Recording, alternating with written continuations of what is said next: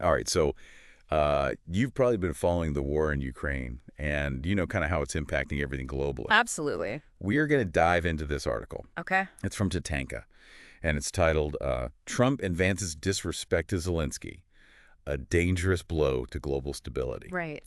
And we're going to kind of break down this meeting, this incident, and really see why it's causing so many issues beyond just U.S.-Ukraine relations. Yeah. It seems like this meeting is I don't know, it goes beyond like a diplomatic faux pas. Right. It's almost like a shift in the balance of power. Yeah. Globally, and maybe not for the better. You know, kind of makes you wonder, like, are we watching the U.S. kind of lose its influence, Right. on the world stage? Yeah, for sure.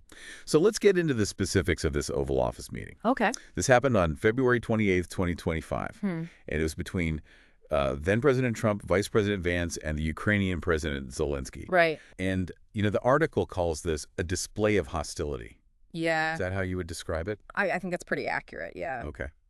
The article highlights how Trump basically accused Zelensky of gambling with World War III. Oh, wow. And Vance basically just dismissed him as disrespectful. And what's even more concerning is the timing of all of this. Zelensky's leading a country that's literally fighting for survival. Right. And, this meeting, instead of showing solidarity and unity, right, it kind of paints this picture of just chaos and discord within the administration, Yeah, that's a great point. I actually hadn't thought about that. It's not just what they said. Yeah. It's the timing of it.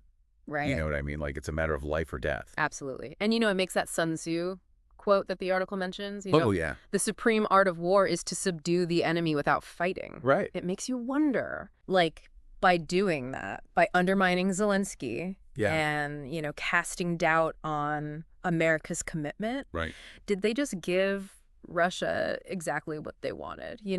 Did they just sow discord and weaken the West's support for Ukraine? Well, hold on. Isn't that a little bit of a stretch, though? Yeah. I mean, are we saying that Trump and Vance intentionally trying to hurt Ukraine? No. Oh, I'm not at all suggesting that there was anything malicious, in their intent. Okay. But we really have to think about the consequences of that. Right. Intended or not. Think about it on the ground in Ukraine. Okay.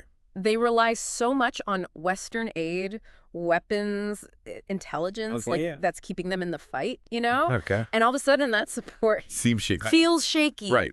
Okay, I get it. Yeah. So the article is arguing that Russia might see this and think, oh, okay, cool. Yeah. The West is falling apart. They don't really want to help Ukraine. Exactly. They're losing their will. And, that could really weaken Zelensky's position. Right.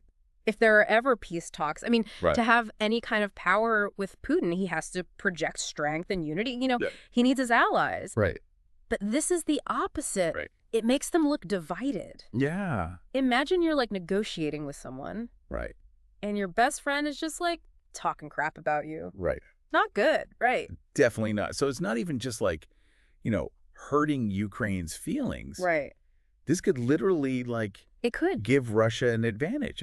Tip the scale. Absolutely. And I think this actually goes way beyond Ukraine. Yeah. Think about America's allies in Europe. Oh, you're talking about NATO. Yeah. Yeah, the article talked about that and how other countries might be ooh, is America really going to be there for us? Can we trust them?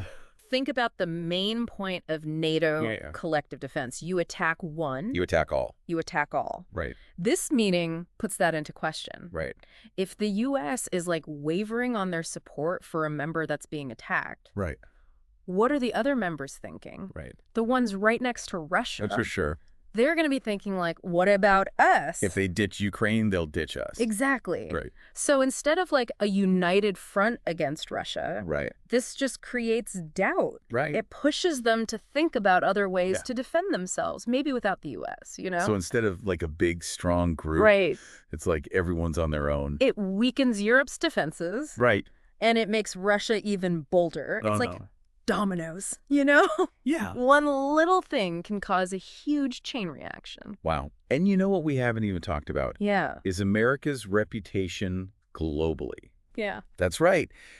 The article calls this a blow to America's moral authority. Right. I mean, they've always positioned themselves as the leader of the free world, right? Yeah. The champion of democracy. Yeah. But to be so disrespectful towards a leader that embodies those ideals, it sends the wrong message. It really does. It's like totally contradictory. Like, how can you say you're all about democracy, but then you're kind of turning your back on a country that's fighting for its life to be a democracy? It raises questions, right?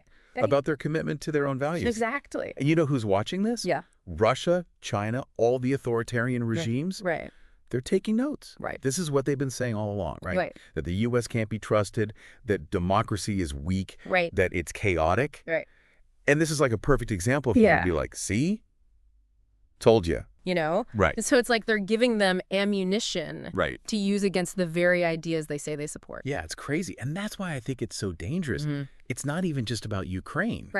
It's about what this means for democracy as a whole. It really makes you think. About the whole world, you know? So we've covered a lot. We talked about Ukraine's safety, NATO falling apart, America's reputation.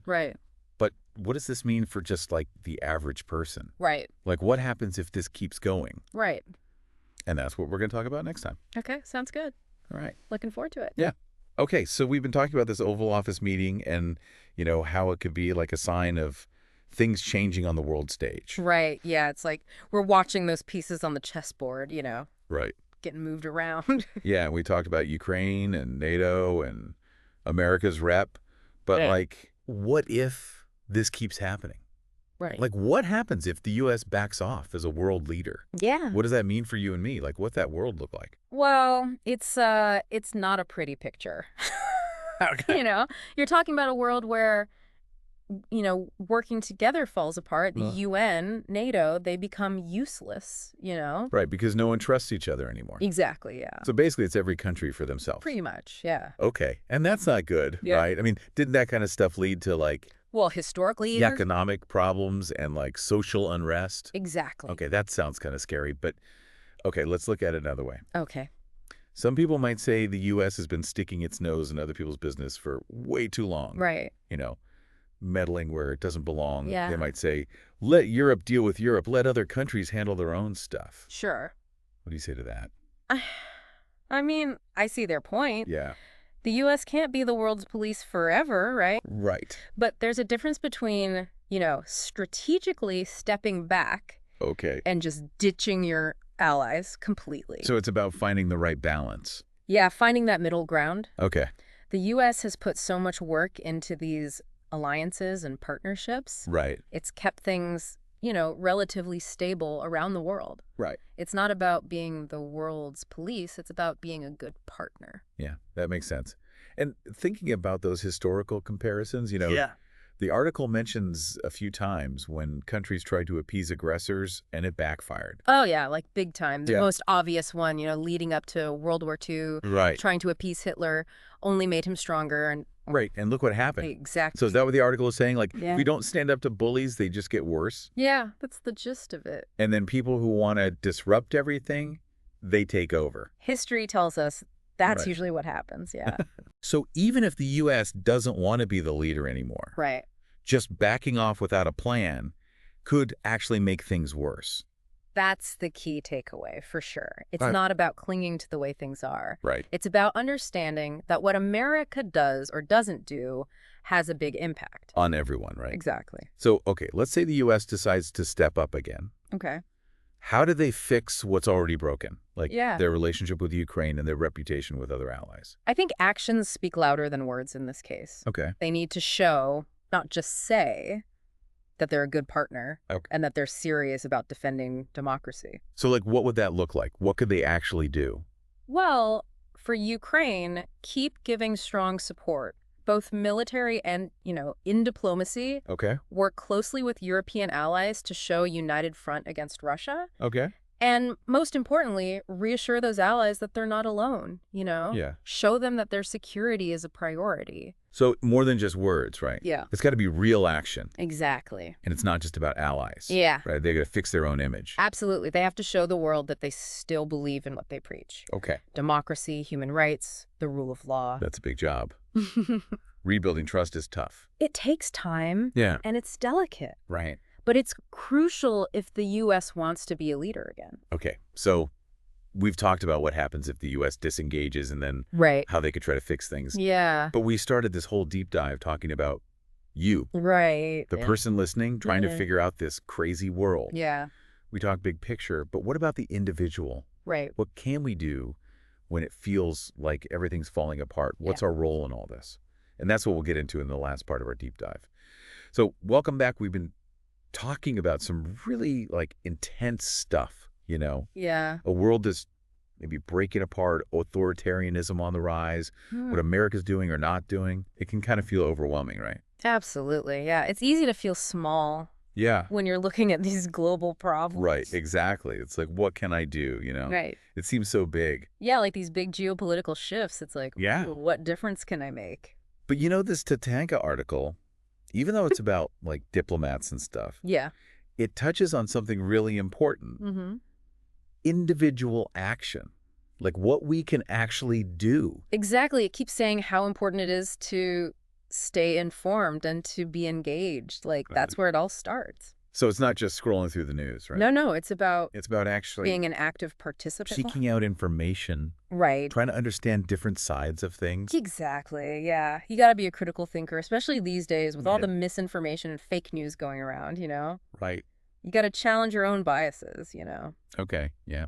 Really try to see the bigger picture. So being informed is like the first step. Yeah. But then what? What do I do with all this information? Well, even as one person, there's a lot you can do. You know, you can support organizations, for example, that fight for democracy and human rights, both here at home and in other countries. So finding organizations that really reflect your values. Exactly. And helping them out. And don't underestimate the power of your voice, you know. Right. Talking to your elected officials, telling them what you care about, using whatever platform you have, big or small, to speak up for change, to raise awareness. Like, that can have a ripple effect. It's like think globally, act locally. Exactly. Like even those little things, if enough people do them, it can really make a difference. It really can. And, you know, even just talking to your family and friends about these issues. Sharing what you've learned, challenging their assumptions. Especially now, you know. Yeah. When everyone's so divided. So important to talk to each other. It's crucial, yeah. To really listen and try to understand. To find that common ground. Right. To build bridges, to remember we're all human. You know. Exactly. We're all facing these challenges together. Right. We all want a better future. And remembering that, that's powerful. It really is. So to everyone listening who's been diving deep with us into these really tough topics, remember, you're not powerless. We have a voice. You can make a difference. Stay informed. Keep thinking critically. Use your voice and your actions to fight for what you believe in. Those are the tools to build a better world. Exactly. Don't underestimate the power of your choices. Yeah. What you do, what you say, the world is listening. They are. So until next time, keep diving deep.